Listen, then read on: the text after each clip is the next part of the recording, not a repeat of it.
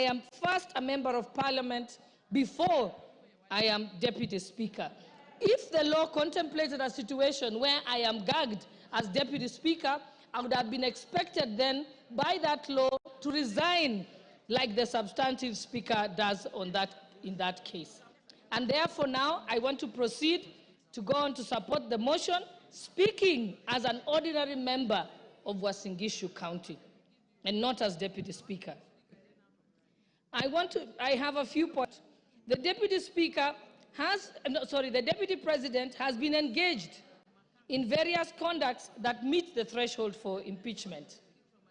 One, on numerous occasions, he has insisted that Kenya is a company of shares, and this is contrary to the Constitution, Article 10, and also our national values.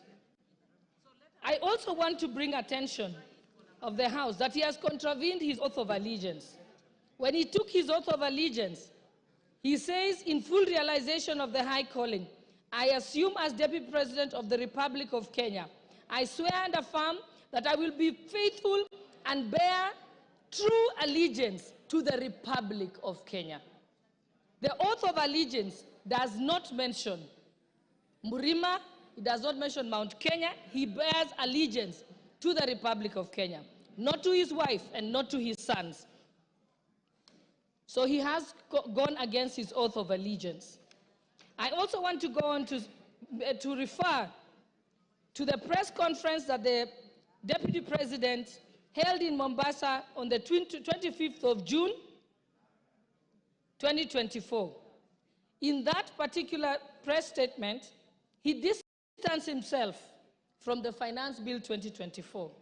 As a member of cabinet, in his position as Deputy President, he is collectively responsible for all the decisions that are made in cabinet, and therefore, in distancing himself, he violated Article 153 of the Constitution.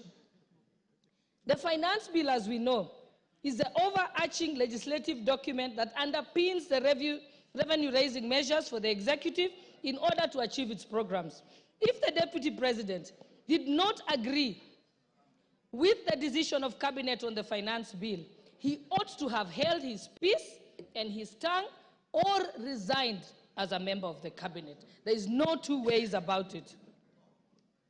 And furthermore, by the mere fact of holding a presser at a time when the country was in crisis, when the president has addressed the nation, he went on to have his own one-man show of a presser.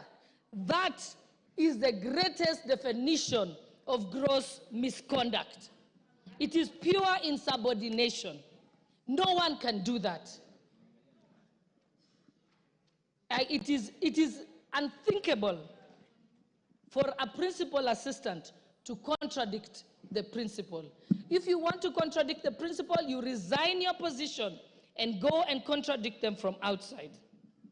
Thirdly, the Deputy President also distanced himself from the activities of the Nairobi Rivers Commission and claims that the activities were undertaken contrary to the law.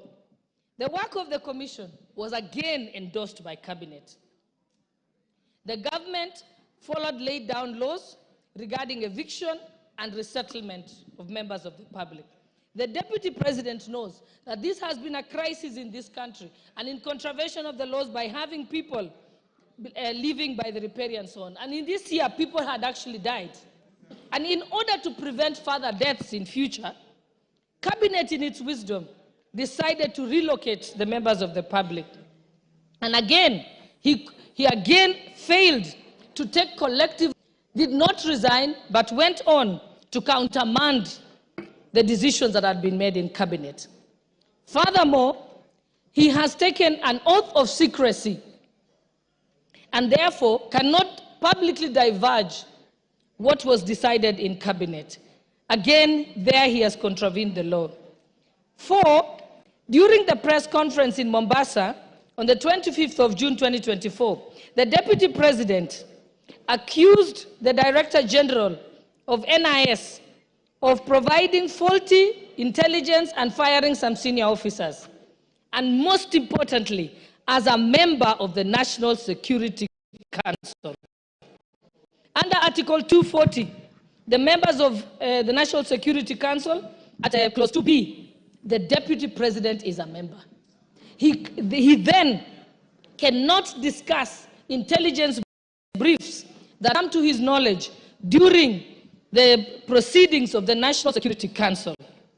Again, with that, he has gone against the Official Secrets Act and his oath of secrecy.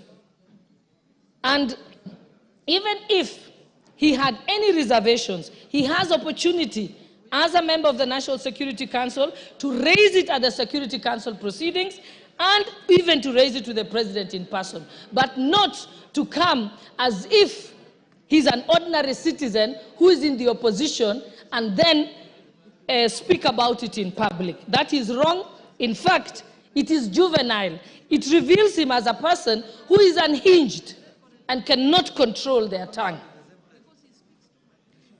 5, during the rally in Githurai, Nairobi, which was presided over by the Deputy President, with some members of Parliament present, he was involved in leading chants that said, Ruto must go. Ruto is a one-term president. He never denounced those statements. What that amounts to is that he is guilty of treason and other allied offenses. That is the Penal Code, Section 40. And I will read it out, just that there is no doubt. It says that any person owing allegiance to the Republic of Kenya or else of Kenya, if they compass, imagine, invent, devise any deeds with the intention of the death, the maiming, the wounding, the imprisonment, or restraint of the president is guilty of treason. So Rigathi Gachagua is guilty of treason. And it also amounts to gross misconduct. So the Deputy President cannot therefore expect to remain in his office as Deputy President when his party to efforts to remove the President, to undermine the President, and to campaign against the President. His tenure as a principal assistant is not tenable by any interpretation or meaning. And 6, during his appearance in church in Meru, the Deputy President insinuated that if he is removed, the tribes of Kenya who are native to the Mount Kenya area will revolt and be violent. Again, that is treason and other allied offenses. And he also goes against the National Cohesion and Integration Commission Act with his utterances that relates to ethnic profiling. And even as late as yesterday, if I had any doubt in my mind that Rigathi Gachagua must be impeached and removed from office as Deputy President of the Republic of Kenya, he made it very, very clear yesterday. Yesterday, he went on to disclose details of the Kenya Kwanza pre-election pacts. This is contrary to non-disclosure agreements that were signed by parties. And without any due regard to these non-disclosure clauses, and without seeking consensus from other principals who are party to those pacts, to sing like a parrot on national television. That is unbecoming behavior of a person who holds an office